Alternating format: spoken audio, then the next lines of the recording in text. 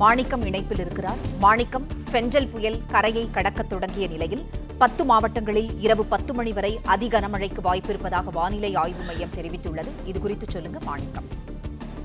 பெஞ்சல் புயலினுடைய கரையை கடக்கக்கூடிய நிகழ்வு தற்பொழுது தொடங்கியிருக்கக்கூடிய சூழல்ல தற்பொழுது மழைக்கான வாய்ப்புகள் நீண்டிருப்பதாக வானிலை ஆய்வு தெரிவித்திருக்கிறாங்க.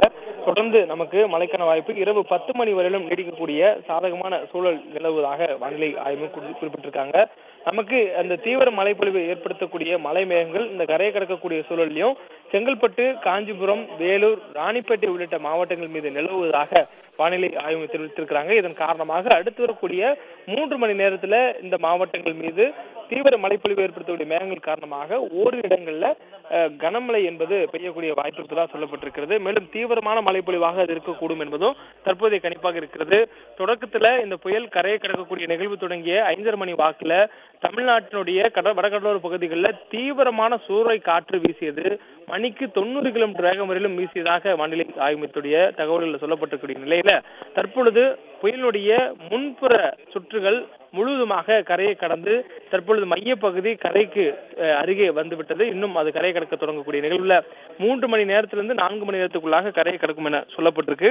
இந்த நிலையில தான் நமக்கு இரவு 10 மணி வரையிலும் மழைக்கு வாய்ப்பு இருக்கக்கூடிய மாவட்டங்களின் விவரங்களை வானிலை ஆய்வு தெரிவித்திருக்கிறாங்க.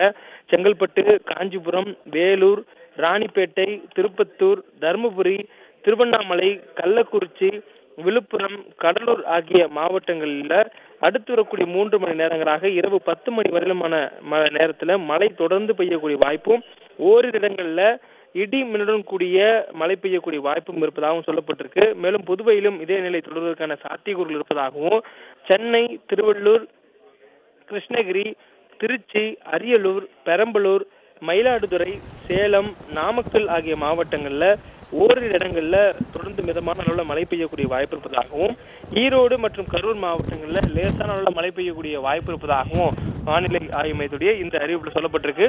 புயலினுடைய முன்பகுதி கரையை கடக்க தொடங்கிய நிலையில இந்த பெஞ்சல் புயலினுடைய நடுப்பகுதி மையப்பகுதி கரையை கடக்க தற்போது தொடங்கி இருக்கிறது. முன்பாக அதனுடைய ஸ்பைரல் பேண்ட் என்று சொல்லக்கூடிய முன்புற பகுதி 5:30 மணி அளவுல கரையை கடக்க தொடங்கி ஏறக்குறைய 2.5 மணி நேரத்துக்கு பிறகாக அது முழுவதுமாக கரையை கடக்க தொடங்கி இருக்கிறது. கல்பாக்கத்திற்கும் மரக்காணத்திற்கும் இடையிலான பகுதிகளில் அதனுடைய மையப்பகுதி அமைவதற்கான வாய்ப்பு இருப்பதாக சொல்லப்பட்ட நிலையில் தற்பொழுது அது உண்மை என்ற நிலைக்கு எட்டியிருக்கிறது. அதாவது மரக்காணத்திற்கும் கல்பாக்கத்துக்கும் இடையிலான பகுதிகளில் தற்பொழுது காற்றினுடைய போக்கு முற்றிலுமாக குறைந்திருப்பதாகவும் சொல்லப்படுகிறது. மேலும் இந்த பகுதிகளில் காற்றுடைய வேகம் இதற்கு முன்பாக புயல் கரையை கடக்க தொடங்கிய போது வெகு வேகமாக சூறை காற்றாக வீசியது. இந்த நிலை தற்பொழுது மாறி தற்பொழுது புயலினுடைய வேகம் என்பது கரையை கடக்கக்கூடிய நேரத்தில் நகர்வு வேகம் குறைந்திருக்கிறது.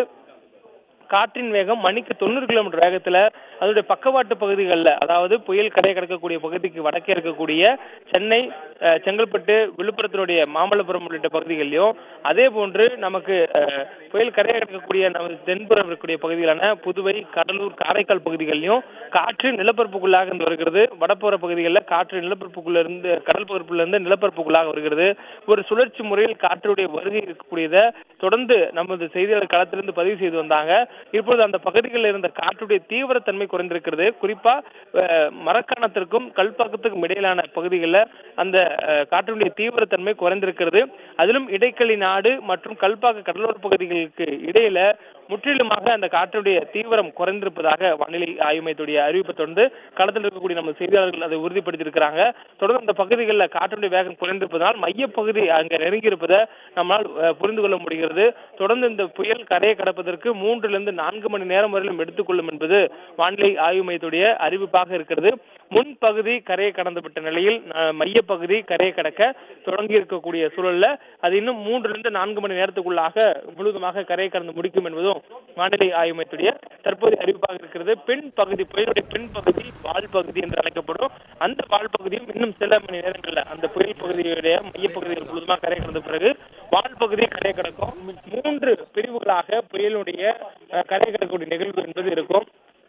முதலில் புயலினுடைய முதல் பகுதி அந்த சுற்றுப்புறத்தில் சுழன்று கொண்டிருக்கக்கூடிய முதல் பகுதி ஸ்பைரல் பேண்ட்ஸ் சொல்லக்கூடிய முதல் பகுதி கரையை கடக்க தொடங்கும். அந்த நிலை தொடர்ந்து முன்னேறி வரும் பொழுது கரைக்கு நமக்கு மையப்பகுதி தொடங்கும். இது இரண்டாவது நிலை. மூன்றாவது நிலை முதல் பகுதியும் இரண்டாவது மைய பகுதியும் கரையை கடந்த பிறகாக மூன்றாவது பகுதியான அந்த வால் பகுதி கரையை கடக்கும். அந்த வால் பகுதி கரையை கடக்கும் பொழுது முழுவதுமாக புயல் கரையை கடந்து விட்டதான பொருளை எடுத்துக்கொள்ளலாம். அந்த வகையில தற்பொழுது இந்த புயல் நிலப்பரப்புக்குள்ளாக நுழைந்து தனது முழு வலுவையும் பயன்படுத்தி கரையை கடந்து கொண்டிருப்பதை நம்மால் பார்க்க முடிகிறது. குறிப்பாக அந்த பகுதிகளில் காற்றினுடைய தீவிரம் குறைந்திருக்கிறது, மழையினுடைய தீவிரம் குறைந்திருக்கிறது. கல்பாக்கத்திற்கும் மரக்காணத்திற்கும் இடையிலான பகுதியில் புயலினுடைய வேகம், காற்றினுடைய வேகம் குறைந்து அதனுடைய மழைக்கான வீரியம் குறைந்திருப்பதை களத்தில் இருக்கக்கூடிய நமது செய்தியாளர்கள் உணர்த்துக்கிறாங்க. அதே நேரத்தில் இந்த பகுதிகளுக்கு வடக்கு புறத்தில் இருக்கக்கூடிய மாமல்லபுரம், அதே போன்று கோவளம், நமது பட்டினப்பாக்கம் கடலோர பகுதிகளில் காற்றுடைய தீவிரம் இன்னும் அதே நிலையில் தொடரக்கூடியதை பார்க்க முடிகிறது.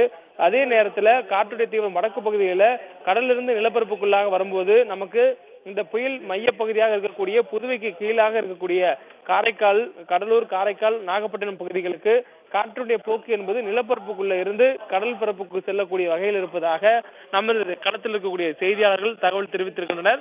தொடர்ந்து இந்த புயலால் காற்று, மழை என்ற பெரிய நிகழ்வு இன்று தினம் இருந்த சூழல்ல தற்பொழுது தனது முழு பலனையும் கொடுத்த பிறகு இந்த புயல் கரையை கடக்க தொடங்கி இருக்கிறது. இது தொடர்ந்து நாளைய தினமும் அதனுடைய பலனாக மழையை நம் உள் மாவட்டங்களுக்கு கொடுக்க இருக்கிறது என்பது தகவலை வானிலை ஆய்வு தெரிவித்திருக்கிறாங்க. இது புயலாக கரையை கடந்துட்டு இருக்கக்கூடிய சூழல்ல இது கரையை கடந்ததுக்கு பின்னர் காற்றழுத்த தாழ்வு மண்டலமாக வலுவிழக்கும் எனவும் அதன் பின்னர் உள் மாவட்டங்கள்ல அதனுடைய மழை பொழிவு இருக்கும் எனவும் வானிலை ஆய்வு மையம் தெரிவித்திருக்கிறாங்க. நாளைய தினம் பல்வேறு மாவட்டங்களாக இருக்கக்கூடிய தமிழகத்தின் உள் மாவட்டங்களுக்கு கனமுதல் மிக கனமழை ஒரு இடங்களில் பெய்யக்கூடும். அதே நேரத்தில் அதனுடைய மேற்கு மாவட்டங்களுக்கு நாளை தினம் அந்த கனமழை முதல் மிக கனமழைக்கான வாய்ப்பு இருப்பதாகவும் சொல்லப்பட்டிருக்கிறது. தொடர்ந்து இந்த புயல் கிழக்கிலிருந்து மேற்கு நோக்கி நகர்ந்து அதற்கு பிறகாக நமது இந்திய நிலப்பரப்பை விட்டு அரபிக் கடலோர பகுதிகளில் மீண்டும் அதனுடைய புயலினுடைய எச்சம் இறங்கும் என்பது சொல்லப்பட்டிருக்கிறது. அந்த இறுதி பகுதியிலும் கூட அது அடுத்த ஒரு நாட்கள் நிலைத்திருப்பதற்கான வாய்ப்பும் அதன் பின்னர் முழுவதுமாக கரைந்து விடுவதற்கான சாத்தியக்கூறுகள் மட்டுமே இருப்பதாக வானிலை ஆய்வு மையத்துடைய அறிவிப்புல சொல்லப்பட்டிருக்கு. இதனுடைய கடந்து வந்த பாதை என்று நம்ம எடுத்துக்கொண்டா கடந்த 23ஆம் தேதி வங்கக்கடல்ல தென்கிழக்கு திசையில ஒரு வளிமண்டல சுழற்சியாக உருவாகி அதிலிருந்து ஒரு குறைந்த காற்றழுத்த தாழ்வு பகுதியாக உருவாகியது. அதன் பின்னர் 25ஆம் தேதி காற்றழுத்த தாழ்வு மண்டலமாக வலுப்பெற்றது. 26ஆம் தேதி ஆழ்ந்த காற்றழுத்த தாழ்வு மண்டலமாக வலுப்பெற்று இலங்கையினுடைய கடலோர பகுதிகளை நெருங்கியது. 27ஆம் தேதி அது இலங்கை கடலோர பகுதிகளை விட்டு வெளியேற முடியாமல் அதே இடத்துல சிக்குண்டு நகர்வின்றி இருந்த நிலையில அது மேலும் புயலாக வலுப்பெறுவதற்கான வாய்ப்பு இல்லை. அதனுடைய பலன் பெரிதளவு இல்லை. அது முழுவதுமான பலனும் இலங்கையினுடைய வடப்பகுதிகளில் கிடைத்திருக்கிறது. தமிழகத்திற்கு அதனால் மழை வாய்ப்பானது தீவிரத்தன்மையுடைய மழைக்கான வாய்ப்பு தீவிரத்தன்மை இருந்து இருப்பதாக சொல்லப்பட்டது. தொடர்ந்து அதனுடைய நகர்வு இருக்காது என்ற கணிக்கப்பட்ட நிலையில மீண்டும் அதனுடைய நகர்வை 28ஆம் தேதி தொடங்கியது. 28ஆம் தேதி வளிமண்டலத்தில் இருந்த 2 சுழற்சிகள் விலகியதை அடுத்து 28ஆம் தேதி அது மீண்டும் தனக்குடைய வலுவை தக்க வைத்துக் கொள்வதற்கான உறுதியை பெற்றிருந்தது. அதன் பின்னர் அது இரவு நேரங்களில் புயலாக வலுப்பெறும் என்று எதிர்பார்க்கப்பட்ட நிலையில அது புயலாக வலுப்பெறாது என்ற அறிவிப்பை வானிலை ஆய்வு மையம் வெளியிட்டிருந்தாங்க. அந்த நிலையிலையும் அந்த புயலாக வலுப்பெறாது என்று சொன்னதுக்கு பிறகும் கூட இந்த பெஞ்சல் புயல் தன்னை நிலைநிறுத்திக் கொள்வதற்கான வாய்ப்புகளை உருவாக்கி புயலாக வலுப்பெற்று தமிழகத்தின் கடலோர பகுதிகளை தற்பொழுது கடந்து கொண்டிருக்கிறது. மாணிக்கம், நீங்கள் இணைப்பிலே இருங்கள், உங்களை தொடர்பு